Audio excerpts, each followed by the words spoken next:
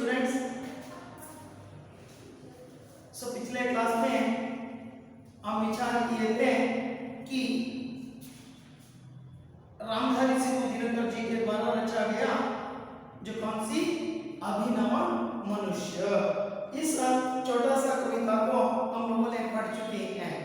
जो इस कविता के द्वारा दो प्रश्न आते हैं, इन दो प्रश्नों को एक बार लिखकर उसको प्रैक्टिस करना।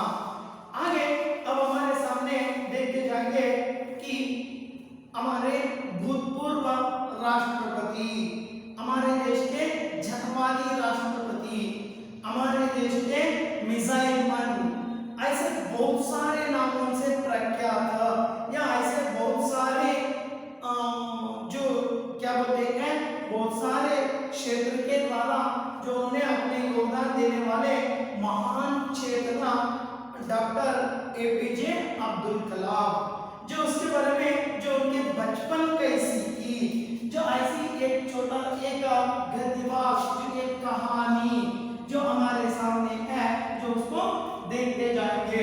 मेरा बचपन, बचपन मतलब क्या है, जो उन्होंने यहाँ बोल रहे हैं जो कलाम के बारे में, जो कलाम का जो बचपन कैसी थी, जो कलाम के बचपन में जो उन्होंने क्या क्या जो सीख ली थी, ये उनके बचपन की सहायता से बच्चों को क्या फायदा है, ये भी आज हम लोगों ने देखना होगा। अंडरस्टैंड ನೋಡಿ, ಸೊ ಇಲ್ಲಿ ಹೇಳ್ತಾರೆ ಏನಪ್ಪ ಅಂದ್ರೆ ಜನವಾದಿ ರಾಷ್ಟ್ರಪತಿ, ಸೊ ಮತ್ತೆ ಜೊತೆಗೆ ಸೊ ಭಾರತದ ನಕ್ಷೆಯನ್ನು ಅಂದ್ರೆ ಇತಿಹಾಸದಲ್ಲಿ ಅಥವಾ ಸೊ ಒಂದು ವಿಶ್ವ ಮಟ್ಟದಲ್ಲಿ ಸೊ ಭಾರತದ ಕೀರ್ತಿಯನ್ನ ವಿದೇಶಗಳಿಗೆ, ಇಡೀ ಪ್ರಪಂಚದಲ್ಲೇ ಅಬ್ದುಲ್ ಕಲಾಂ ಬಗ್ಗೆ ಎಲ್ಲರಿಗೂ ಗೊತ್ತಿರತಕ್ಕಂಥದ್ದು। ऐसे जो महान व्यक्ति है, जो मिसाइल मैन है, अंडरस्टैंड, सो उन्होंने बार बार बोलते थे कि आपने साथ सिर्फ एक ब्रीफकेस रखकर जाते थे, अंडरस्टैंड, एक ब्रीफकेस, उसके साथ उसके अंदर क्या था, जो सिर्फ दो जो क्या बोलते हैं, दो अपने पहनने के कपड़े, दो फेर, ಎರಡು ಜೊತೆ ಬಟ್ಟೆ ಬಿಟ್ಟರೆ ಏನು ಇರಲಿಲ್ಲ ಅವರು। ಸೊ ಅವರು ರಾಷ್ಟ್ರಪತಿ ಏನು ಸಂಸತ್ ಭವನಕ್ಕೆ ಅವ್ರು ಎಂಟರ್ ಆಗಬೇಕಾದ್ರೆ ಸೊ ಒಂದು ಬ್ರೀಫ್ ಕೇಸ್ ಹಿಡ್ಕೊಂಡು ಹೋದ್ರು, ಮತ್ತೆ ರಿಟರ್ನ್ ಬರ್ಬೇಕಾದ್ರೆ ಒಂದು ಬ್ರೀಫ್ ಕೇಸ್ ಹಿಡ್ಕೊಂಡು ವಾಪಸ್ ಬಂದ್ರು, ಅಷ್ಟು ಬಿಟ್ಟರೆ ಏನು ಎತ್ಕೊಂಡು ಬರಲಿಲ್ಲ ಅಂತ ಸೊ ಮಹಾನ್ ವ್ಯಕ್ತಿ। ಸೊ ಅವರು ಬಾಲ್ಯ ಜೀವನ ಹೆಂಗಿತ್ತು ನಾವು ನೋಡ್ಬೇಕಾಗುತ್ತೆ, ಯಾಕಪ್ಪ ಅಂದ್ರೆ ಸೊ ಬಾಲ್ಯ ಜೀವನ ಎಲ್ಲರೂ ಒಂದೇ ಸಮಯ ಇರಲ್ಲ। सो बच्चों के जीवन में और एक के जो बचपन कैसी होती है, खुशी और आनंद का होती है, जो पैसे हो या ना हो, जो खाना हो या ना हो, कपड़े हो या ना हो, लेकिन उनके जिंदगी जो खुशी का माहौल होता है, खुशी का वातावरण होती है, जो खुशी के जिंदगी होती है, जो उनके जो बचपन की विशेषता यही होती है। अंडरस्टैंड ನೋಡಿ, ಬಾಲ್ಯ ಜೀವನ ಪ್ರತಿಯೊಬ್ಬರ ಬಾಲ್ಯ ಜೀವನ ಕೂಡ ಇದೇ ರೀತಿಯಾಗಿ ಇರತಕ್ಕಂಥದ್ದು। सो इसके द्वारा हम लोग जान सकते हैं कि इस पाठ के द्वारा जो छात्र सादगी, जो सादगी मतलब क्या है, सरलता, ऐसा बोलते हैं, सादगी, सरलपन, सरलता को देखते हैं। और इसके साथ साथ हम लोगों ने जो आगे देखते हैं धार्मिक सहिष्णुता, धार्मिक सहिष्णुता, देखो जो धर्म, जो धार्मिक सहिष्णुता, सहिष्णु,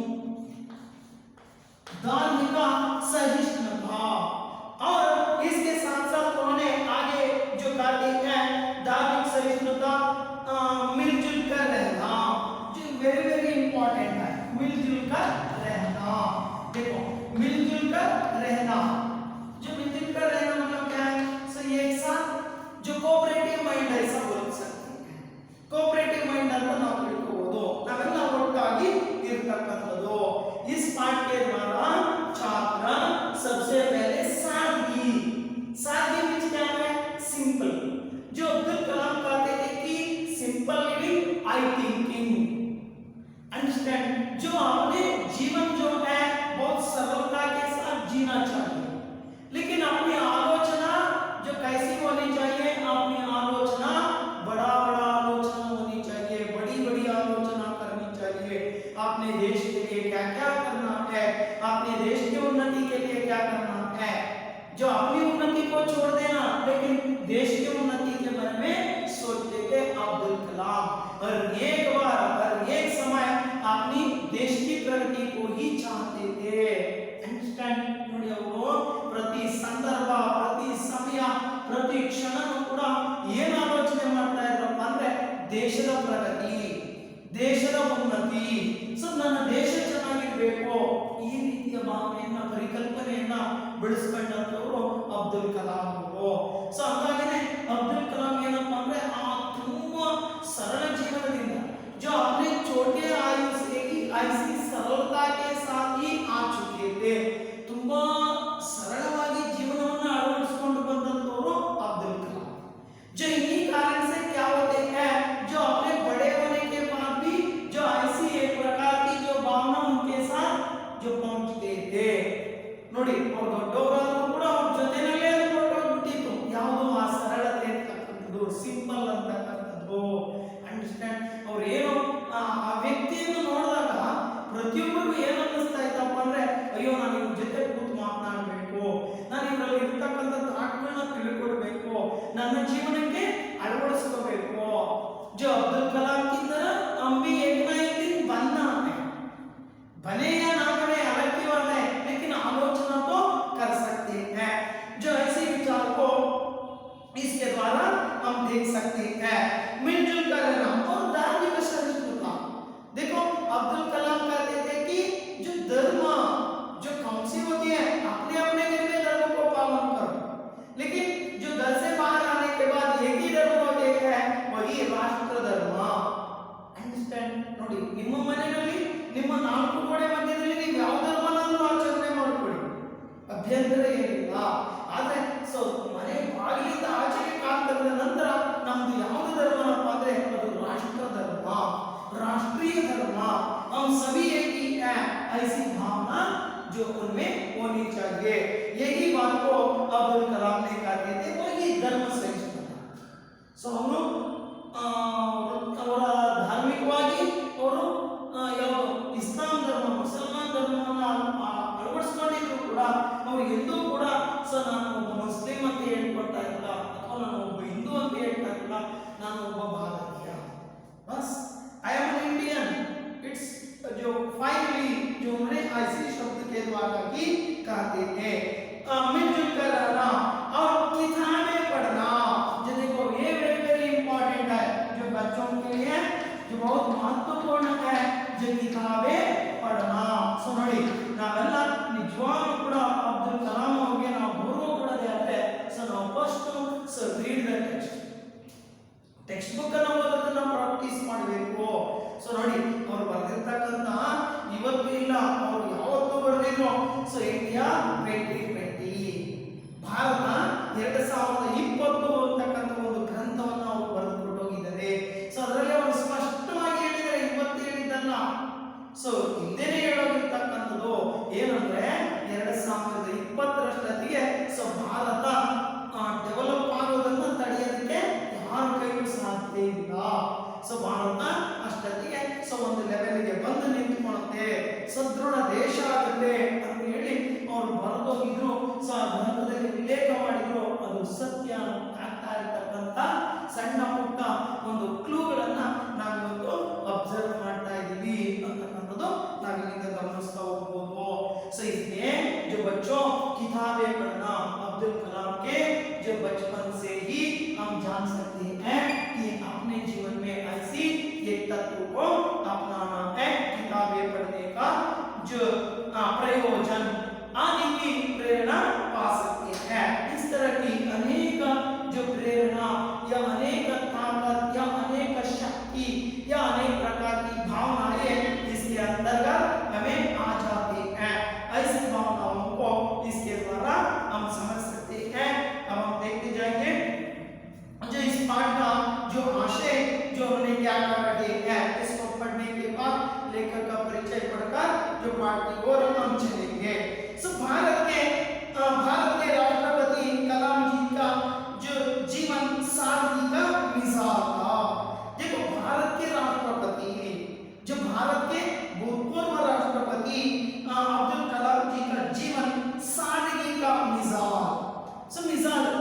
ಮಿಸಾಲ್ मतलब है कि उदाहरण जिस सरलತೆಗೆ ಒಂದು ಹೆಸರು ಯಾವುದು ಅಂದ್ರೆ ಅಬ್ದುಲ್ ಕಲಾಂ ಅಂತ ಹೇಳ್ತಾರೆ जिस सादगी का एक मिसाल है अब्दुल कलाम जी मिसाल था जो उनके जो माता पिता का परिचय उनके माता पिता का परिचय इसके द्वारा उनके माता पिता जो कैसी जिंदगी जी थी ये भी हम इसके द्वारा जो पढ़ सकते हैं माता पिता का परिचय आडंबरहीन जीवन आडंबरहीन ಸೊ ನೋಡಿ ಒಂದು ಗಾದೆ ಹೇಳಿದ್ರೆ ಕನ್ನಡದಲ್ಲಿ ಏನಪ್ಪ ಅಂದ್ರೆ ತುಂಬಿದು ಕೂಡ ತುಳುಕೋದಿಲ್ಲ ಅರ್ಥ ಬರ್ತೈತೆ ಅದರೊಳಗಡೆ ಜಾಸ್ತಿ ಅಂದ್ರೆ ತುಂಬಾ ನೀರಿದ್ರೆ ಅದು ತುಳುಕೋದಿಲ್ಲ ಹಂಗೆ ಸೊ ತುಂಬಾ ಅಷ್ಟೊಂದು ನಾಲೆಡ್ಜ್ ಇರ್ತಕ್ಕಂಥ ವ್ಯಕ್ತಿ ಎಷ್ಟು ಸಿಂಪಲ್ ಆಗಿದ್ದು ಸೊ ನೋಡಿ ಬೆಸ್ಟ್ ಎಕ್ಸಾಂಪಲ್ ಅಂದ್ರೆ ನೀವು ಟಿವಿನಲ್ಲಿ ಪೇಪರ್ಗಳಲ್ಲಿ ಮತ್ತೆ ಅವ್ರ ಬಗ್ಗೆ ಎಲ್ಲ ಸೋಷಿಯಲ್ ಮೀಡಿಯಾಗಳಲ್ಲಿ ನೋಡಿರ್ತೀರಾ Sudha Narayana Murthy she is also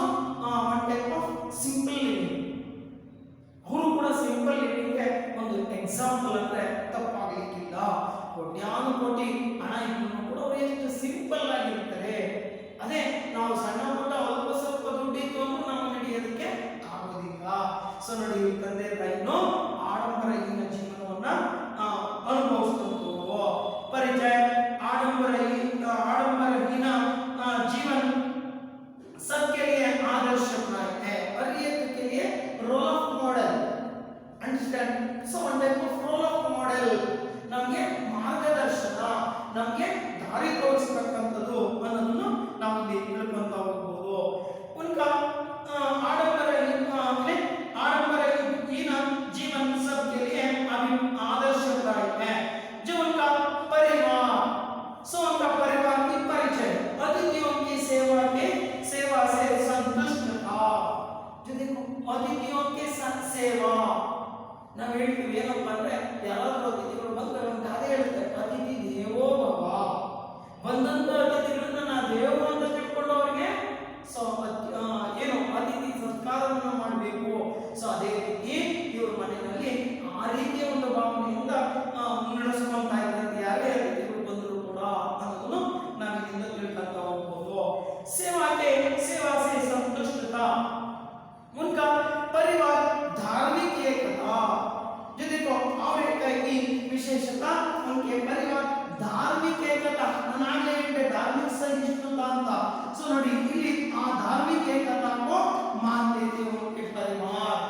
जो धर्म के भेदभाव उनके घर में ना थे और एक धर्म को समान रीति से देखते थे ಎಲ್ಲ ಧರ್ಮವನ್ನು ಈಕ್ವಲ್ ಆಗಿ ನೋಡತಕ್ಕಂತ ವ್ಯಕ್ತಿತ್ವ ಅವರದಾಗಿತ್ತು जो उनका परिवार धार्मिक एकता को मानता था एक्सेप्ट मानता है तो बच्चों के चैतन्यशीलता जो छोटे छोटे बच्चों के लिए मॉडल अब्दुल कलाम मॉडल है क्यों मॉडल है उनकी सरलता क्यों मॉडल है उनकी वैज्ञानिक आलोचना और क्या है अपने जो उनकी राष्ट्रवादी धार्मिक सहिष्णुता ये सभी जो बच्चों के लिए चैतन्यशील बन गए थे चैतन्यशील सब बहुमुखी व्यक्तित्व सो इसके साथ साथ बहुमुखी व्यक्तित्व ಅಂತ ಹೇಳ್ತಾರೆ ಏನಪ್ಪ ಅಂದ್ರೆ ಪರ್ಸನಾಲಿಟಿ ಸೊ ಏನಂದ್ರೆ ಎಲ್ಲ ರೀತಿಯಿಂದ ಎಲ್ಲರೂ ಕೂಡ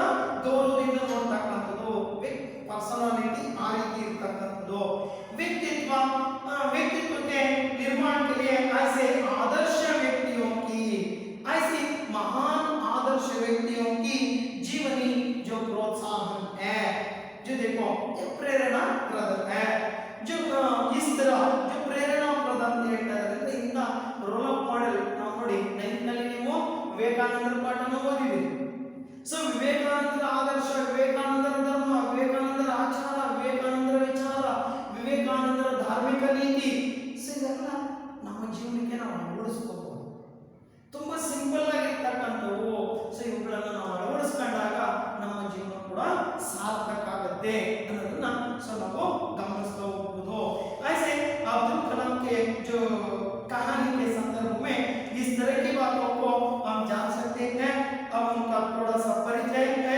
उसको देखेंगे देख लो अव्वल फकीर जैनुल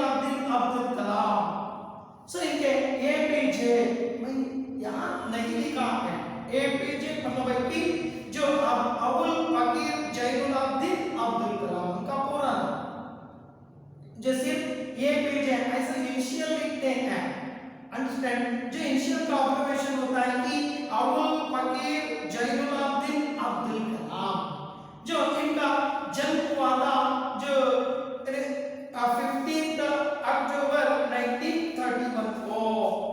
देखो कलाम का जन्म हुआ था 15 अक्टूबर जो 15-10 और 1931 को हुआ था। 1931 ಅವರ ಜನ್ಮ ಆಗಿತ್ತು 15 ಅಕ್ಟೋಬರ್ 1931ರಲ್ಲಿ ಇವರು जन्मिಸಿದ್ರು। इनका जन्म कहाँ हुआ था? देखो हुआ था जो बड़े वैज्ञानिक एपीजे अब्दुल कलाम जी का जो जन्म हुआ था जो तमिलनाडु के मद्रास में, या तमिलनाडु के जो यहाँ पाठ के अंतर्गत आते हैं। देखो जो मेरा जन्म हुआ था रामेश्वरम, रामेश्वरम में इनका जन्म हुआ था। मद्रास राज्य बोलते थे उन दिनों में उसको, ನೋಡಿ ಆಗ ಅದನ್ನ ಮದ್ರಾಸ್ ರಾಜ್ಯ ಅಂತ ಕರೀತಾರೆ। ಸೊ ಅದನ್ನ ಮದ್ರಾಸ್ ರಾಜ್ಯ ಅಂತ ಇದ್ರು, ನಮ್ಮ ಕರ್ನಾಟಕವನ್ನ ಮೈಸೂರು ಸಂಸ್ಥಾನ ಆಮೇಲೆ ಮೈಸೂರು ರಾಜ್ಯ ಅಂತ। ಸೊ ಹಂಗೆ ಇವರು ಅಂದ್ರೆ ಇದು ಬಿಫೋರ್ ಇಂಡಿಪೆಂಡೆನ್ಸ್ ಅಲ್ಲಿ ಜನಿಸಿರ್ತಕ್ಕಂಥದ್ದು। ಆ ಬಿಫೋರ್ ಇಂಡಿಪೆಂಡೆನ್ಸ್ ಅಲ್ಲಿ ನಮ್ಮ ಕರ್ನಾಟಕವನ್ನ ಮೈಸೂರು ಸಂಸ್ಥಾನ ಅಂತ ಕರೀತಾರೆ। ಆಮೇಲೆ ಸ್ವತಂತ್ರ ಆದ ನಂತರ ಮೈಸೂರು ರಾಜ್ಯ ಅಂತ ಅಸ್ತಿತ್ವಕ್ಕೆ ಬಂತು। ಅದಾದ ನಂತರ 1971ರಲ್ಲಿ ಇದನ್ನ ಮೈಸೂರು ರಾಜ್ಯವನ್ನ ಹೊಸದಾಗಿ ಕರ್ನಾಟಕ ರಾಜ್ಯ ಅಂತ ಹೇಳಿ ಮರುನಾಮಕರಣ ಮಾಡಿದ್ರು। ಸೊ ಹಂಗೆ अब्दुल कलाम का जन्म हुआ था तमिलनाडु के रामेश्वरम में 15 अक्टूबर जो 1931 को हुआ था। जो बड़े वैज्ञानिक एपीजे अब्दुल कलाम जी 25/7/2002 से 24/7/2007 तक, जो 5 साल तक 2002 से लेकर 2007 तक, सो इವರು 2002ರಿಂದ ಹಿಡಿದು 2007ರವರೆಗೆ हमारे भारत के राष्ट्रपति बने थे। सो ಭಾರತದ ರಾಷ್ಟ್ರಪತಿಗಳಾಗಿದ್ದರು ಈ ಅವಧಿಯಲ್ಲಿ। जो 25/7/2002 से लेकर 24/7/2007 तक जो हमारे देश के राष्ट्रपति थे। देश के आदर्श तथा जनवादी राष्ट्रपति के नाम से जो भारत के करोड़ों करोड़ों हृदयों में प्रतिष्ठित कलाम जी अपनी 42 वर्षों की उम्र में भी अनेक सामाजिक प्रगतिशील आंदोलनों में जो अत्यंत सक्रिय रहे। बहुत लंबा सेंटेंस है, सो ತುಂಬಾ ದೊಡ್ಡ ಸೆಂಟೆನ್ಸ್ ಇದೆ, ನೋಡ್ಕೋಬೇಕು। 2002ರಿಂದ 7ರವರೆಗೆ ರಾಷ್ಟ್ರಪತಿಗಳಾಗಿದ್ರು। ಎಂತ ರಾಷ್ಟ್ರಪತಿಗಳಪ್ಪ ಅಂದ್ರೆ ಆದರ್ಶ ಮಾಡೆಲ್ ರಾಷ್ಟ್ರಪತಿಗಳು ಅಂದ್ರೆ ಅಬ್ದುಲ್ ಕಲಾಂ। ಈ ರೀತಿಯ ಭಾವನೆ ನೋಡಿ, ನಾವು ಗಾಂಧೀಜಿ ಅಂತಂದ್ರೆ ಯಾಕೆ? ಗಾಂಧೀಜಿಯವರ ತತ್ವ ಸರಳವಾಗಿರ್ತಕ್ಕಂಥದ್ದು। ಸೊ ತುಂಡು ಹುಡುಗಿಯನ್ನು ಕೊಟ್ಟು ಯಾಕೆ ತುಂಡು ಹುಡುಗಿಯನ್ನು ಕೊಟ್ಟರು ಅಂತಂದ್ರೆ, ಸೊ ಅವರು ಒಮ್ಮೆ ಹೋಗ್ತಾ ಇರ್ಬೇಕಾದ್ರೆ ಆಂದೋಲನಗಳಲ್ಲಿ ಭಾಗವಹಿಸಬೇಕಾದಾಗ ಒಂದು ಕಡೆ ಯಾವುದೋ ಒಂದು ಊರಿಗೆ ಹೋದಾಗ ಒಬ್ಬ ಹೆಣ್ಣು ಮಗಳು ಸೊ ಹಳೆ ಬರೆ ಬಟ್ಟೆಯನ್ನು ಧರಿಸಿ ತನ್ನ ಮಗುಗೆ ಹಾಲು ಉಣಿಸೋದನ್ನು ನೋಡಿದಾಗ ಇವರಿಗೆ ದುಃಖ ತಡೆಯಲಿಕ್ಕಾಗದೆ ಆವತ್ತಿನಿಂದಲೇ ತೀರ್ಮಾನ ಮಾಡೋದು, ನಾನು ಹಳೆ ಬಟ್ಟೆಯನ್ನು ತೊಡ್ತೀನಿ, ತುಂಡು ಹುಡುಗಿಯನ್ನು ಧರಿಸ್ತೀನಿ ಅಂತ ಹೇಳಿ।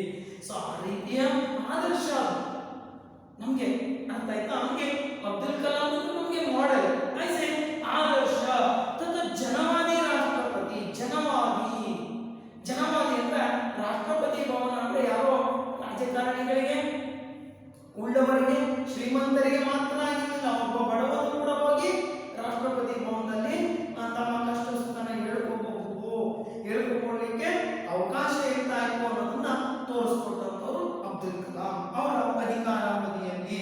ಸೊ ಹಂಗಾಗಿ ಕರೋಡೋ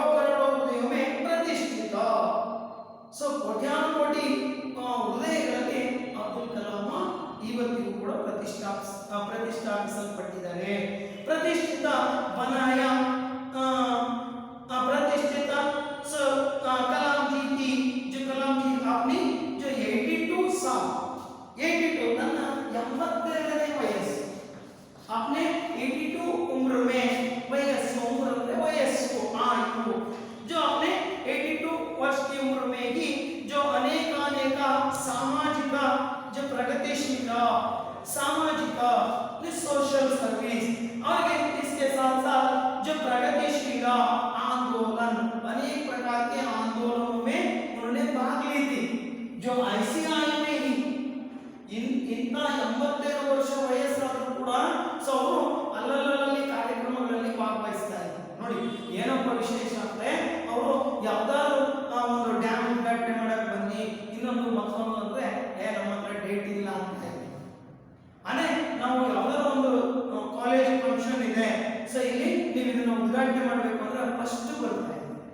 ಯಾಕೆಂದ್ರೆ ಭವಿಷ್ಯ ಭಾರತ ಎಲ್ಲಿದೆ ಅಂದ್ರೆ ಮಕ್ಕಳೊಳಗಡೆ ಇದೆ. ಆ ಮಕ್ಕಳು ಇವತ್ತಿನ ಮಕ್ಕಳೇ ಮುಂದಿನ ಪ್ರಜೆಗಳು. ಹಾಗಾಗಿ ಸೊ ಇವನ್ನ ರಿಪೇರಿ ಮಾಡಬೇಕು, ಇವ್ರಿಗೆ ತಿಳಿಸಬೇಕು, ಇವ್ರಿಗೆ ಗೈಡ್ ಮಾಡಬೇಕು. ಈ ಉತ್ಸುಕತೆಯಿಂದ ಆ ಕಾರ್ಯಕ್ರಮಗಳಲ್ಲಿ ಭಾಗವಹಿಸ್ತಾ ಇದ್ರು. ಅದಕ್ಕೆ ಅವರು ಆಂದೋಲನ ಅಂತ ಹೇಳಿ ಹೇಳಿದ್ದಾರೆ. ಅನೇಕ जो सामाजिक जो प्रगतिशील आंदोलनों में जो अत्यंत सक्रिय रहे, बच्चों तथा युवकों के चैतन्यशील एवं बहुमुखी व्यक्तित्व के निर्माणार्थ आपके नए अभियान का मंत्र था, मैं क्या हूँ। जो इन्होंने बच्चों के लिए, युवकों के लिए एक स्फूर्ति, एक चैतन्य जो बनकर उन्होंने और एक बार कहते थे कि जो उनका एकमात्र मूल मंत्र था कि यह उद्घोष था, मैं क्या हूँ।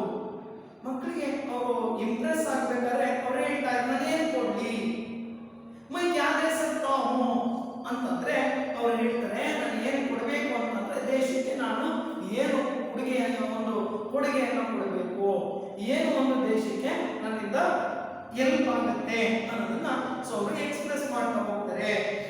और इसके साथ साथ उन्होंने स्व परिवर्तन की ओर उन्मुक्त इस अभियान का उद्घोष था। और जो स्व परिवर्तन अपने आप परिवर्तन की ओर उन्मुक्त, सो ओपन इस अभियान, एक अभियान का उद्घोष मीन्स क्या है, वाक्य. सो घोष वाक्य ಏನಾಗಿತ್ತಪ್ಪ ಅಂದ್ರೆ ईमानदार कार्य एवं ईमानदार का नाम, अंडरलाइन दैट सेंटेंस, कोट ಮಾಡ್ಕೊಳ್ಳಿ ಅದನ್ನ. ईमानदार कार्य एवं ईमानदार का नाम, ನಾನು ಯಾವಾಗ ಪ್ರಾಮಾಣಿಕವಾಗಿ ಕೆಲಸ ಮಾಡ್ತೀನಿ ಅದಕ್ಕೆ ಪ್ರಾಮಾಣಿಕವಾಗಿ ಸಿಗಬೇಕಾಗಿರ್ತಕ್ಕಂಥ ಪ್ರತಿಫಲ ಸಿಗುತ್ತೆ ಅನ್ನೋದನ್ನ ಅವರು ಒಂದು ಉದ್ಘೋಷ ಅಂದ್ರೆ ನಿನ್ನ ಕೆಲಸನ ನೀನು ಮಾಡು, ಏನ್ ಸಿಗಬೇಕು ಅದು ಮುಂದೆ ಸಿಗುತ್ತೆ ಅಂತಕ್ಕಂಥದ್ದು. ಸೊ ಇದನ್ನೇ ಶ್ರೀಕೃಷ್ಣನು ಕೂಡ ಮಹಾಭಾರತದಲ್ಲಿ गीतोपदेशದಲ್ಲಿ ಹೇಳಿರ್ತಕ್ಕಂಥದ್ದು. जो खुद अपना कार्य को अपने आप करो, जो प्रतिफल भगवान पर छोड़ दो, भगवान ने देख लेता है. इसी तरह जो उन्होंने कार्य की है, ईमानदार कार्य एवं ईमानदार का नाम. और ओमकार अभियान द्वारा जो आप बचपन में ही इन सवालों को बोलना चाहते थे, ओमकार अभियान ಇಂಥವನ್ನ ಬಾಲ್ಯದಿಂದಲೇ ಇವರು ಆ ಚಳುವಳಿಗಳಲ್ಲಿ ಸಕ್ರಿಯವಾಗಿ ತಮ್ಮನ್ನು ತಾವು ತೊಡಗಿಸಿಕೊಂಡಿದ್ರು. जो बचपन से ही इन सवालों को बोना चाहते थे, ಮಕ್ಕಳಿಗೆ ಸೊ ಬೋನ ಅಂದ್ರೆ ಬೀಜ ಅಂತ ಹೇಳ್ತಾರೆ. ಸೊ ಅಂಕುರಿಸಬೇಕು, ಬೀಜವನ್ನು ಹಾಕಿದಾಗ ನಾವು ಎಂತ ಬೀಜನ ಹಾಕ್ತೀವೋ ಸೊ ಅಂತ ಬೆಳೆ ಬರುತ್ತೆ. ನಾವು ಮಕ್ಕಳಿಗೆ ಯಾವ ರೀತಿ ಗೈಡ್ ಮಾಡ್ತೀವೋ ಸೊ ಅದೇ ಅದು ಮುಂದಕ್ಕೆ ಅವರಲ್ಲಿ ಪ್ರತಿಫಲನ ಕಾಣಬಹುದು ಅನ್ನೋದು ಸೊ ಇವರ ಧ್ಯೇಯ ಆಗಿತ್ತು.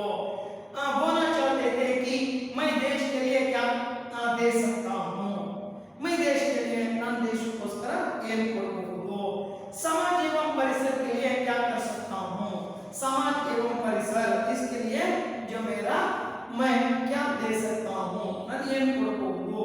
ಸೊ ಇದು ಇವರ ಒಂದು ಕಾರ್ಯ, ಮಹತ್ ಸಾಧನೆ ಅಥವಾ ಸೊ ಒಂದು ಉತ್ಕೃಷ್ಟ ಆದರ್ಶ ಗುಣಗಳನ್ನು ಇಟ್ಕೊಂಡಿರ್ತಕ್ಕಂಥದ್ದು ಅನ್ನೋದನ್ನ ನಾವು ಗಮನಿಸ್ತಾ ಹೋಗ್ಬೋದು. ಸೊ ಇನ್ನು ಹೆಚ್ಚಿನದಾಗಿ ಅವ್ರ ಬಗ್ಗೆ ನಾವೇನಾದ್ರು ತಿಳ್ಕೋಬೇಕು ಅಂದ್ರೆ ಸೊ ಇಲ್ಲಿ ನಮಗೆ ವೆಬ್ ಅಡ್ರೆಸ್ ಕೊಟ್ಟಿದ್ದಾರೆ. ಸೊ ಅದ್ರಲ್ಲಿ ಹೋಗಿ ನಾವು ಸರ್ಚ್ ಮಾಡಿದ್ರೆ ಅವ್ರ ಬಗ್ಗೆ ನಮಗೆಲ್ಲ ಡೀಟೇಲ್ಸ್ ಕಂಡು ಬರುತ್ತೆ.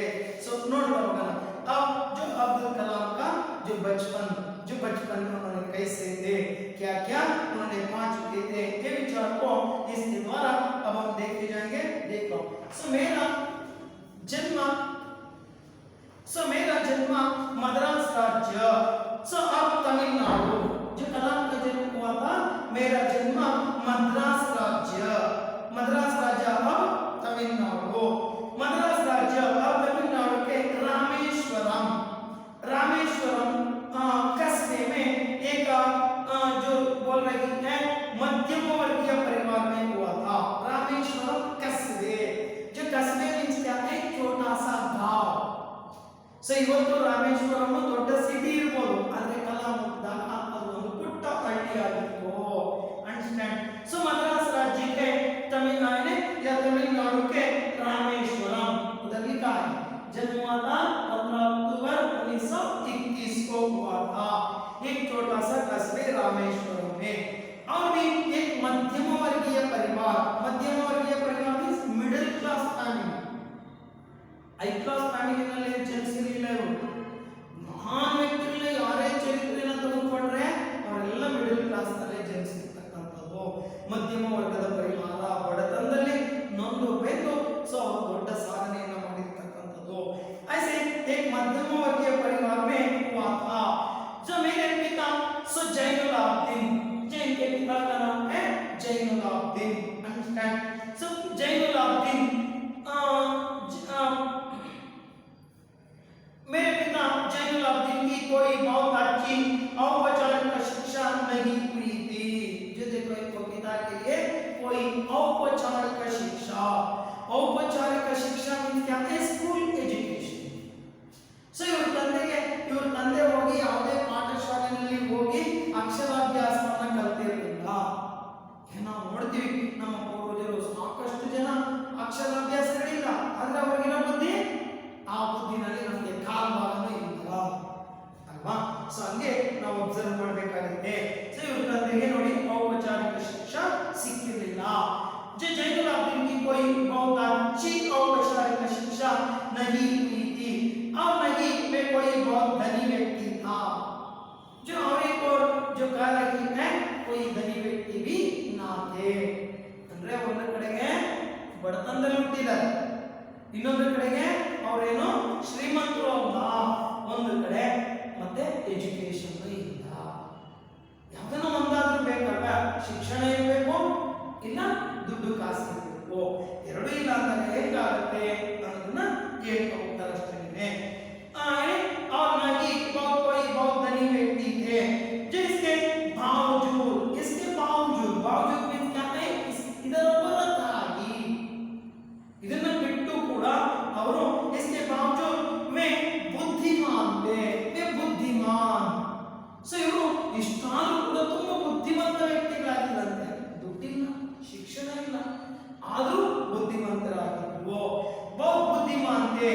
और उनमें उदारता की सच्ची भावना, इनके पिता के पास ऐसी एक भावना थी कि उदारता की भावना। देखो उदारता, सो उदारता मीन्स क्या है?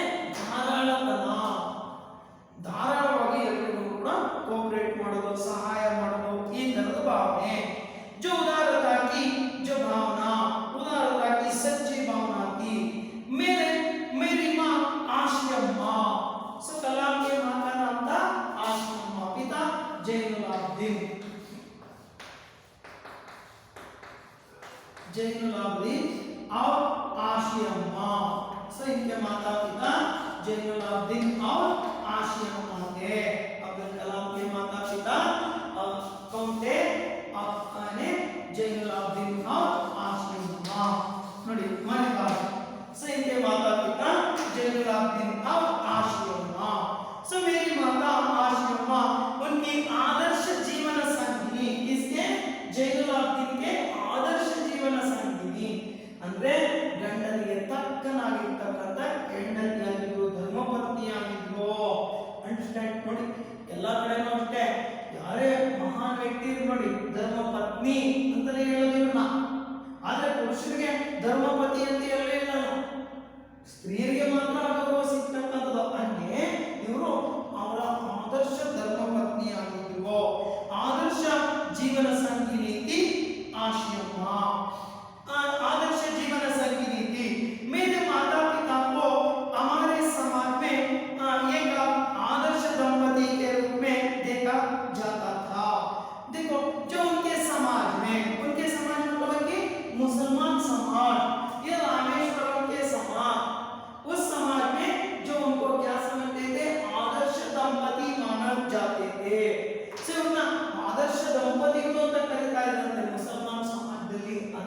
ಸೊ ಈ ಒಂದು ರಾಮೇಶ್ವರಂನ ಪರಿವಾರದಲ್ಲಿ ಅನ್ನೋದನ್ನ ಸೊ ಇಲ್ಲಿ ಹೈಲೈಟ್ ಮಾಡ್ತಾ ಹೋಗ್ತಾರೆ, ಅಂಡರ್ಲೈನ್ ಮಾಡ್ಕೊಂಡಿರ್ಬೇಕು ಅದನ್ನು ಕೂಡ. ಮೈ ಕೈ ಬಚ್ಚೋं में से एक था, सो अब्दुल कलाम जो ऐसे हैं कि कई बच्चे ಅಂತ ಹೇಳ್ತಾರೆ ಅಂದ್ರೆ ಅವ್ರ ಮನೆ ತುಂಬಾ ಮಕ್ಕಳು ಇರ್ತಾ ಇದ್ವು. ಇವತ್ತಿನ ಕಾಲ ಅಲ್ಲ, ಇವತ್ತು ಒಂದು ಮಗು ಆಯ್ತು, ಎರಡು ಮಗು ಅಂದ್ರೆ ಒಳ್ಳೆ ಪ್ರಪಂಚಕ್ಕೆ ಏನೋ ಆಗಿದೆಯೋ ಅನ್ನೋ ರೀತಿ ನೋಡ್ತೀವಿ ನಾವು. ಅವತ್ತು ಮನೆ ತುಂಬಾ ಮಕ್ಕಳು ಇರ್ತಾ ಇದ್ವು, ಆದ್ರೂ ಅವ್ರ ಜೀವನ ಹೆಂಗೋ ನಡೀತಾ ಇತ್ತು. ಅರ್ಥ ಆಯ್ತಾ? ಸೊ ಹೀಗೆ ಇಲ್ಲಿ ಅವ್ರು ಹೇಳ್ಕೊಂಡಿದ್ರೆ ಮೈ ಕೈ ಬಚ್ಚೋं में से एक था, ನಮ್ಮ ಮನೆಯಲ್ಲಿ ಇರ್ತಕ್ಕಂಥ ಹಲವಾರು ಮಕ್ಕಳಲ್ಲಿ ನಾನು ಕೂಡ ಒಬ್ಬ ಆಗಿದ್ದೆ. लंबे चौड़े व सुंदर माता पिता का जो छोटी सी कद काटी का जो साधारण सा दिखने वाला बच्चा, छोटी सी कद और साधारण सा दिखने वाला माता पिता का जो छोटा सा बच्चा था, ऐसा जो कह रही है, जो वहां तक छोड़ देंगे, नेक्स्ट क्लास में उसको डिस्कस